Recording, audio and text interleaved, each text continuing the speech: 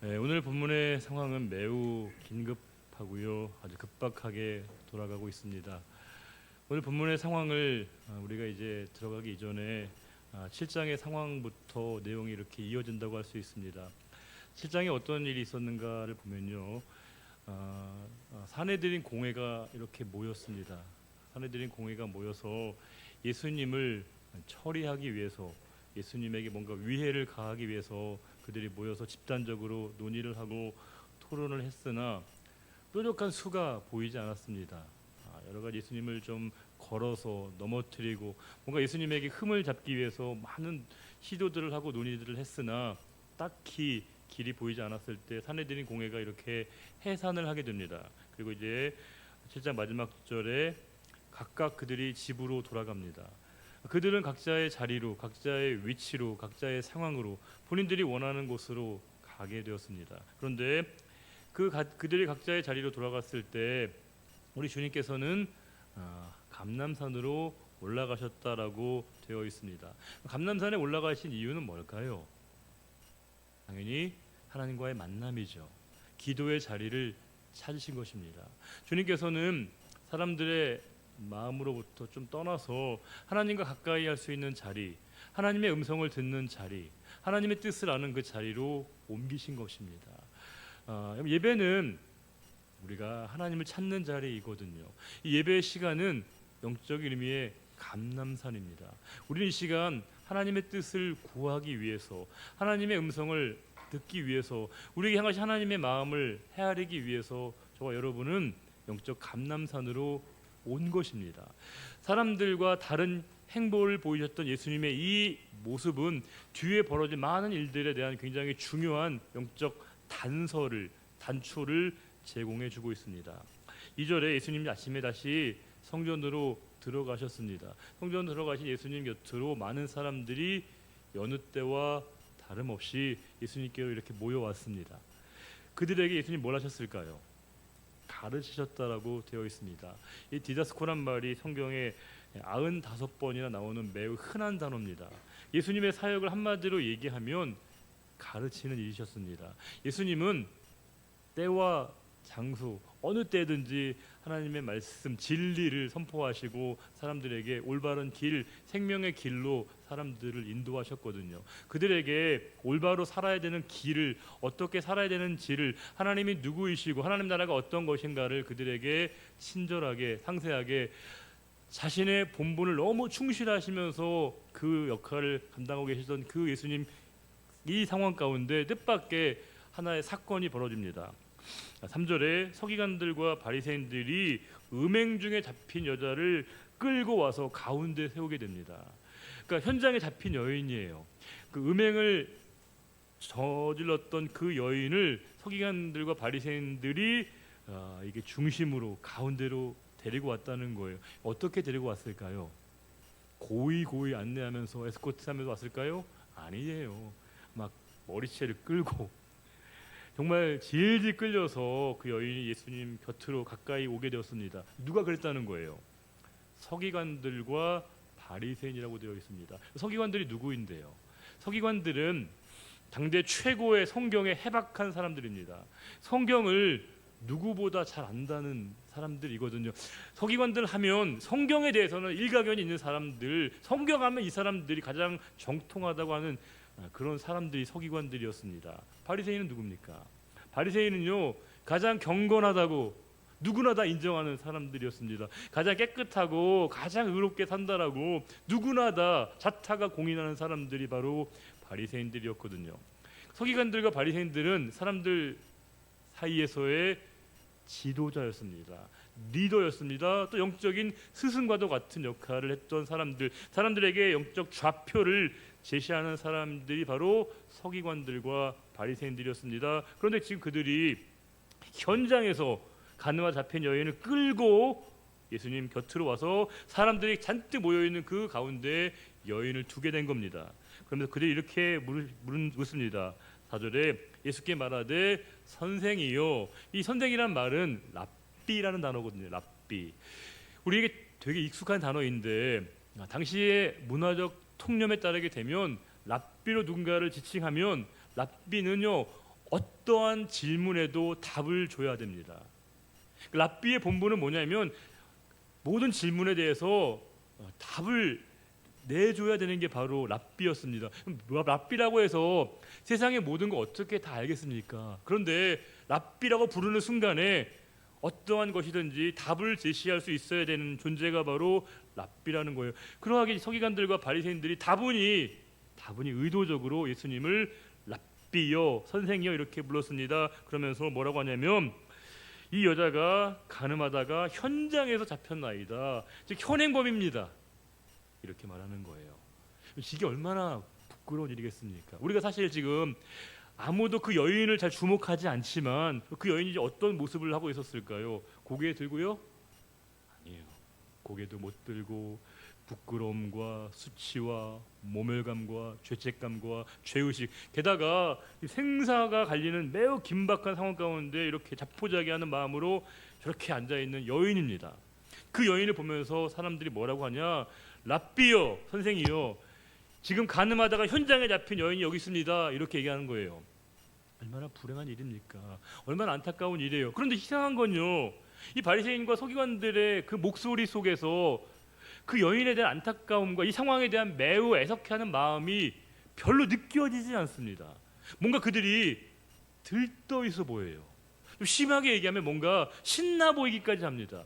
뭔가 건수를 잡았다는 느낌마저 주거든요. 뭔가 그들이 뭔가 어떤 승기를 잡은 것 같은 마음으로 그 한 여인을 보면서 예수님께 이렇게 얘기하는 거예요.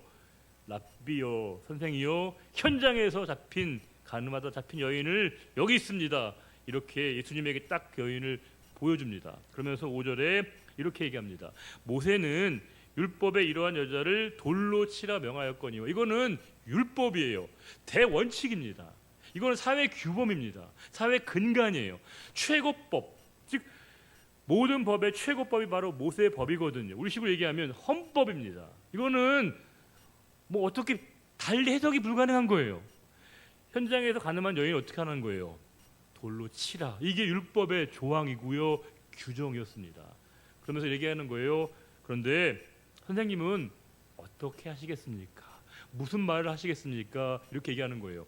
지금 그들의 질문이 매우 불편하게 느껴지죠. 왜요? 이건 저희가 있는 거예요. 악의가 있는 것이지 않습니까? 왜냐하면 지금 예수님은 항상 사랑을 외치시고 긍휼을 외치시고 인간을 존중하시고 늘 그런 분이신데, 율법의 현장에서 가늠하 잡힌 여인은 죽으라, 이게 원칙이에요. 이거는 달리 해석이 불가능한 거예요. 그런데 당신이라면 어떻게 하시겠습니까? 무슨 말을 하시겠습니까? 이렇게 물어본다는 건 다분히 악의적이죠. 그들이 어떻게 처리해야 되는지 몰라서 묻는 게 아니에요. 당신 늘 사랑 얘기하시고 늘 좋은 얘기만 하시던 분이시라고 하는데 이 여인 어떻게 하실게요? 어떻게 하실래요? 당신이 말하시면 저희가 방아쇠 트리거를 당겨서 저희가 절차대로 진행하겠습니다. 이 말은 뭘까요? 여인을 저희가 돌로 쳐 죽겠습니다. 말씀, 당신이 그 말씀을 정확하게 해주세요. 이렇게 외치고 있는 거예요. 6절에 그들이 이렇게 말하고 있는 이유를 성경은 간파하고 있습니다. 뭐예요? 그들이 고발할 조건을 얻기 위함이라 되어 있습니다. 지금 그들은 예수님을 넘어뜨리기 위해서, 예수님을 흔들기 위해서, 예수님을 시험하기 위해서 그런 질문을 던졌고요, 상황을 만들었다는 거예요. 그런데 이거 절체절명의 위기입니다. 이거는 어떻게 해볼 수 있는 게 아니에요. 지금 분위기를 여러분들이 상상해 보셔야 돼요. 제가 오늘 말씀 이 본문을 가지고 한 주간 묵상하면서 예수님이 진짜 좀 안쓰러워 보이더라고요. 왜냐하면 이건 뭐 어떻게 답이 안 돼요. 이래도 문제고요, 저래도 문제입니다. 이렇게 해도 문제고요, 이렇게 해도 모두의 비난을 받을 수밖에 없는 상황인 것이고, 어떻게 하든지 빠져나갈 수 없는 그 길, 외통수에 걸린 겁니다. 이거는 어떻게 할 수가 없습니다. 예수님이 진짜 정말 난감하셨겠다, 진짜 힘드셨겠다 싶습니다. 게다가 여러분, 사람들 반응 한번 예상해 보세요. 어떻겠습니까? 사람들이 지금 눈에 핏기가 있는 겁니다. 혈기가 있는 것이고요, 사람들은 다 손에 뭘 들고 있는 거예요? 돌을 들고 있는 거예요. 왜요? 여차하면 던져서 그 여인에게 그 행사를 하려고 하거든요. 지금 여러분 말이 그렇지요. 사람에게 돌을 던져 사람 죽인다는 게 여러분 얼마나 잔인한 겁니까? 얼마나 끔찍한 거예요. 이건 사실 우리가 고대 형벌이니까 우리가 이해하지만 실제로 누군가에게 돌로 사람을 친다는 건 상처가 나고 피가 나고 선혈이 낭자하면서 그 사람이 죽어가는 모습을 지켜본다는 건 이건 정말 끔찍한 일입니다. 그런데 지금 사람들이 살기로 사리가 넘쳐서 다 모두 다 말씀만 하면 한마디만 하면 죽이려고 하는 그 살기가 가득한 그 현장인 겁니다. 그런데 예수님이 그 상황 가운데 바리새인과 서기관들의 질문을 받으시고 어떻게 하셨는가 보면요, 6절에 예수께서 뭐예요? 몸을 굽히사 손가락으로 땅에 쓰십니다. 아니, 그들에게 질문에 대해서 예수님이 어떤 답을 주신 게 아니고요, 그냥 예수님이 이렇게 땅에 엎드리셔가지고 바닥에 뭘 쓰셔요. 뭘 쓰십니다. 제가 초등학교 때였습니다. 우리 교회에서 이제 부흥회를 했거든요. 그때 부흥회를 했을 때 오셨던 목사님이, 강사 목사님이 이 본문을 가지고 설교하셨던 기억이 납니다. 그분이 예수님이 뭐라고 쓰셨을지 아시냐고. 다 모르죠. 그분이 그러시는 거예요. 예수님이 아마 9글자를 쓰셨을 거라고. 간음은 여자 혼자 하냐? 이렇게 그분은 했을 거라고 이렇게 쓰셨다고 얘기하시더라고요. 제가 하도 그 얘기가 웃겨가지고 인상 깊어서 지금까지 제가 기억하고 있습니다. 물론 그런 의미도 담겨 있을지 모르겠으나 성경은 구체적으로 예수님이 어떤 내용을 쓰셨는지는 다루고 있지 않습니다. 자, 그러면 성경이 말씀하고 있지 않는 부분은 우리가 애써 해석하기보다는 더 중요한 부분에 우리가 집중해야 됩니다. 실은 지금 예수님은 어떤 글을 쓰셨다는 것보다도 더 중요한 게 뭘까요? 예수님이 뭔가 글을 쓰고 있는 그 모습, 그 태도에 우리가 집중하셔야 된다는 거예요. 지금 분위기 굉장히 살벌한 거예요. 지금 한 여인의 생사가 왔다 갔다 하는 그런 상황인데 모두가 다 이 돌을 들고 다 죽이려고 하고 있고 감정이 폭발하고 있고요. 광기가, 집단적 광분과 광기가 쌓여있는 그 상황 가운데 갑자기 예수님이 좀 허무하게 바닥에 앉으셔서요, 글을 쓰시는 것은 사람들이 보기 굉장히 이게 낯선 겁니다. 지금 그들이 감정이 막 차오르고 있는 상황이거든요. 폭발 직전인 겁니다. 그런데 갑자기 좀 허탈해지는 거예요. 약간 허무해지는 거예요. 왜냐하면 지금 모든 사람들의 시선이 여인에게 집중해 있었는데 갑자기 예수님이 뭔가 글을 쓰시는 예수님의 모습은 사람들의 시선이 예수님에게로 쏠리게 할 뿐만이 아니라 묘하게 뭘 보고 있냐면 돌을 들고 있는 자기를 보고 만든 겁니다. 내가 지금 들고 있는 이 돌이 한 사람의 생사를 좌우하는 그 돌을 본인이 들고 있다는 것을 본인들은 인식하지 못했습니다. 그리고 서로가 지금 얼마나 지금 살기가 가득하고 있는지를 눈치채지 못한 거예요. 그냥 그들은 감정 그대로, 상황 그대로 반응했던 건데 갑자기 예수님에게 그 침묵의 여백의 시간이 자기를 보게 했습니다. 서로를 보게 했다는 거예요. 이건 굉장히 여러분 어려운 겁니다. 사람이 감정에 우리가 휩싸이게 되면 내가 지금 무슨 말을 하고 있는지를 잘 못 느낍니다. 우리가 감정이 나를 지배하면요, 내가 어떤 행동을 하고 있는지를 정확하게 진단이 안 됩니다. 이 감정이 무서운 거예요. 지금 그들은 집단적 광분과 광기가 그들을 지배하고 있어서 내가 지금 무슨 행동을 하고 있는지, 무슨 일을 하고 있는지, 어떤 지금 일들이 일어나고 있는지를 전혀 그들이 인식하지 못했습니다. 그런데 갑자기 주어져 있는 그 짧은 여백의 시간은, 진공의 시간은, 침묵의 시간은 마치 시간이 멈춰진 것처럼, 시계가 멈춘 것처럼 모든 상황을 객관하게 만들었습니다. 갑자기 돌의 크기가 보이는 거예요. 다 지금 눈빛이 보이는 겁니다. 우리가 지금 뭘 하고 있는 것이지? 우리가 지금 어떤 일을 하고 있는 것이지? 이렇게 보고 있다는 거예요. 그런데 예수님께서 바닥에 막 뭘 쓰고 계십니다. 그러면서 이제 7절에 그들이 묻기를 맞이 않느냐는지라 그들이 계속해서 예수님에게 묻고 있지만 점점점 그 소리가 작아집니다. 사람들의 외침과 분노와 원성의 목소리가 점점점 작아집니다. 그럴 때 예수님이 이렇게 일어나서 말씀하시는 거예요. 너희 중에, 그 유명한 말씀, 너희 중에 죄 없는 자가 먼저 돌로 쳐라, 이렇게 말씀하십니다. 너희 가운데 죄가 없다면 먼저 그 여인에게 돌을 던져, 이렇게 말씀하시는 거예요. 만일 예수님이 이 말씀을 초반에 처음 여인을 데리고 오자마자 이 얘기를 했으면 사람들이 이 말을 안 들었을 거예요. 들리지 않았을 겁니다. 그런데 갑자기 예수님이 그 묘한 그 침묵과 여백의 시간을 허락하셨을 때 사람들은 지금 그 말씀이 그들의 삶을 다시금 통해서 자기를 돌아보고 있었거든요. 사람이 자기를 돌아본다는 건 얼마나 중요한지 모릅니다. 서로를 바라보면서 우리들의 이 행동들이 어떤 의미를 갖고 있는지를 그들이 다시금 반추하는 건 얼마나 중요한지 모릅니다. 그러면서 예수님이 그 말씀이 그들에게 비수와 같이 던져지게 된 거예요. 너희 중에 죄 없는 자가 먼저 그 여인에게 돌을 던져라, 이렇게 말씀하십니다. 그러면서 예수님이 다시 몸을 굽혀서 손가락으로 땅에 뜨십니다. 먼 글을 던지기가 중요한 것이 아니라 그 침묵의 자리, 그 여백의 자리, 그 마치 시간이 멈춰진 것 같은 그 상황 속으로 다시금 그들이 빠져들게 됩니다. 그리고 이제 그들이 이 말씀을 듣고 어떻게 느끼는 겁니까? 양심의 가책을 느꼈다 되어 있습니다. 그럼 사람들이요, 하나님의 말씀을 들으면 하나님의 말씀은 우리 양심을 깨웁니다. 잠들어 있던 우리의 영혼의 양심을 깨웁니다. 우리가 하나님의 말씀이 갖고 있는 힘은 뭐냐? 우리가 죄에 물들어 있고 양심이 우리가 잠겨 있고 잠들어 있고 우리가 죽어 있었던 우리 영혼 속에 하나님의 말씀이 들리면요, 내 잠자던 양심이 깨어나게 됩니다. 죽어 있던 우리 양심이 다시금 살아나게 된다는 거예요. 이제 그들이 비로소 자신의 양심을 통해서 양심의 목소리가 들리게 된 겁니다. 양심의 영혼의 내면의 소리가 그들에게 들리기 시작한 거예요. 그러면서 그 양심의 소리가 그들에게 외친 것이죠. 그러면서 이제 그들이 그 말을 듣고 어른으로부터 아이까지 다 한 명씩 한 명씩 그 자리를 떠나게 됩니다. 그리고 19절에 오직 예수님과 그 여인만이 남게 됩니다. 객석의 모두가 다 사라지고 무대에 딱 두 사람, 여인과 예수님이 남게 된 거예요. 스포트라이트가 예수님과 여인에게 비추고 있습니다. 그때 예수님께서 이제 드디어 일어나십니다.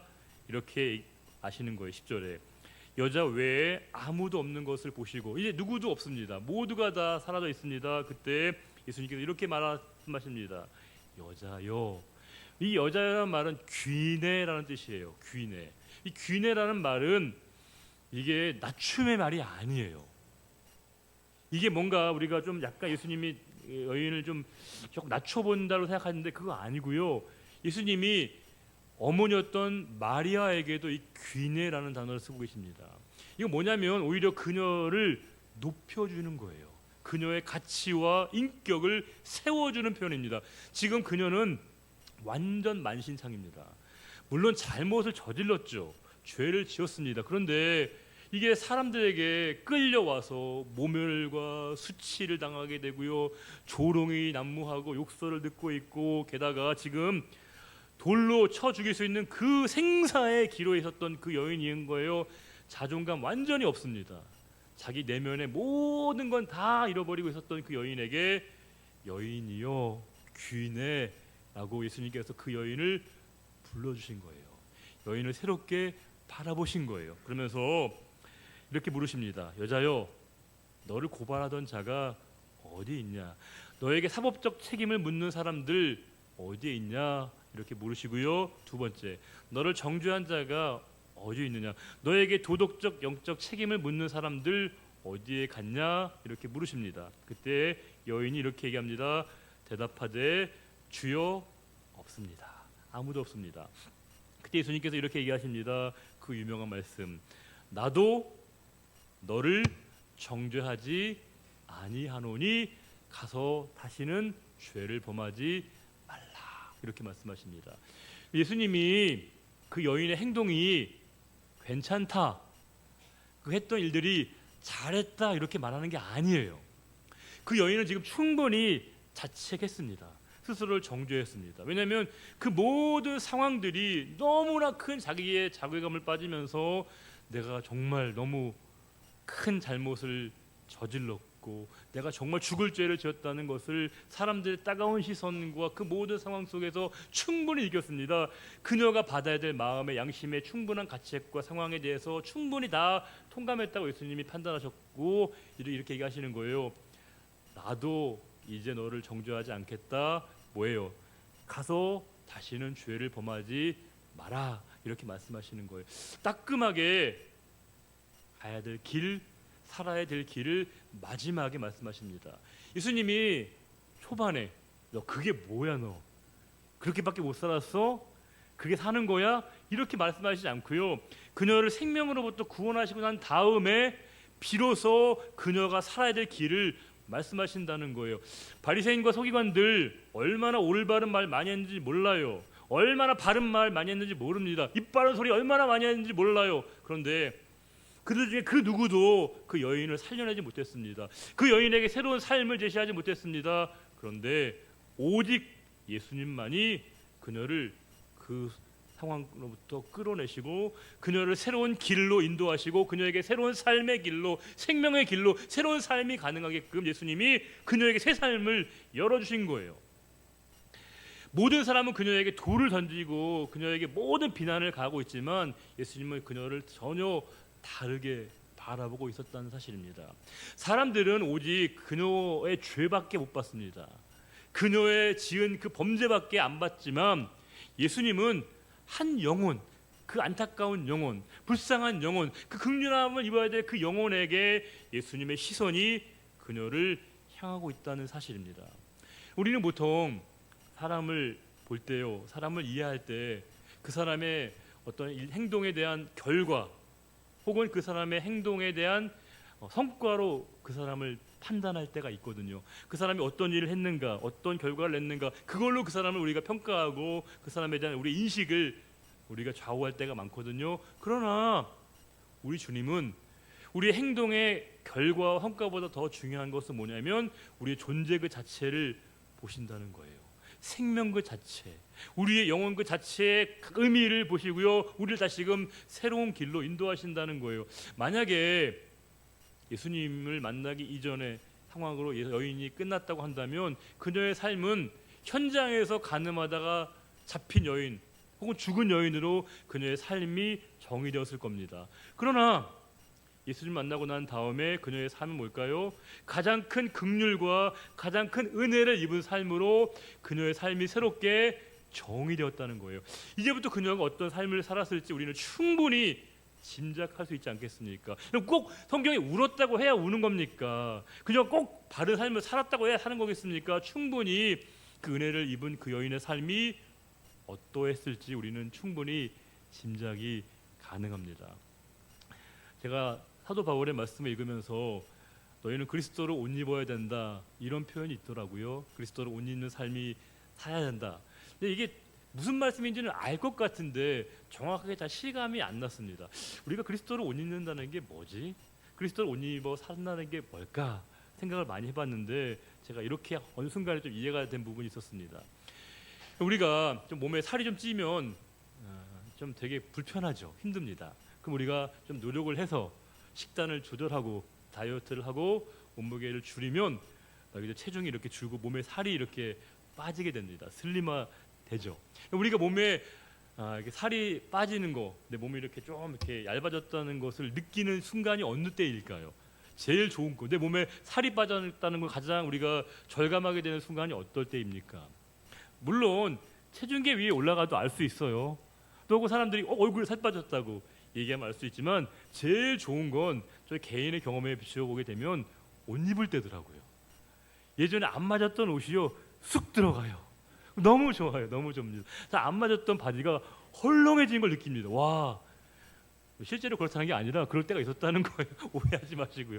그러니까 이게 너무 좋더라고요. 와, 이게 내가 안 맞았던 옷을 입게 된다는 게 이런 의미구나라는 생각이 들었습니다. 그럼 내가 너무 커져 있으면 그리스도로 옷 입기가 어렵습니다. 내가 너무 크면 그리스도로 내가 옷 입는 삶이 어렵다는 거예요. 내가 나를 작아지게 만들어야 됩니다. 내가 작아져야 내가 그리스도로 옷 입는 그 삶이 우리에게 쉽게 가능하다는 겁니다. 지금 내가 나를 낮추고 나를 작게 만드는 그 상황이 우리에게 얼마나 필요한지 모릅니다. 지금 그 여인은 이제 주님을 만남으로 말미암아 완전히 전혀 다른 새로운 삶을 그녀가 살게 되었다는 겁니다. 주님은 정말로 그녀에게 새로운 삶을 제시하셨고요. 주님이야말로 영원한 진정한 스승이 누구이신가를 우리들에게 보여주고 있습니다. 오늘 스승의 주일을 맞아서 아까 2부에도 저희가 조촐한 우리 교회 학교에서 우리 교육위원회에서 선생님들에게 우리 마음을 표현하는 시간을 가졌는데 여러분들 우리가 1년에 딱 하루만 그렇지 말고요. 매 시간마다 우리 다음 세대를 위해서 그렇게 수고하시는 선생님들에게 우리가 마음을 입술로 우리의 뜻을 좀 전하는 또 선생님들을 격려해 드리는 우리들 모두가 되시면 좋겠고요. 그렇게 선생님들이 힘을 얻고 잘 격려를 받아서 그 사랑이 우리 다음 세대에게 흘러가게 된다면 우리 교회가 그야말로 10년 뒤, 20년 뒤, 30년 뒤에 더 근사하게 세워질 그 교회가 되어지는 그 모든 일들이 그 한 분 한 분 선생님들로 인해서 가능하다는 것을 우리가 늘 인식해야 할 것입니다. 우리 오늘 11절 말씀, 진정한 새로운 생명의 길로 한 여인을 인도하신 그분의 놀라운 선언을 우리가 다 같이 마음에 새기면서 오늘 말씀 마치겠습니다. 우리 11절 하나님의 말씀이십니다. 대답하되 주여 없나이다. 예수께서 이르시되 나도 너를 정죄하지 아니하노니 가서 다시는 죄를 범하지 말라 하시니라. 아멘.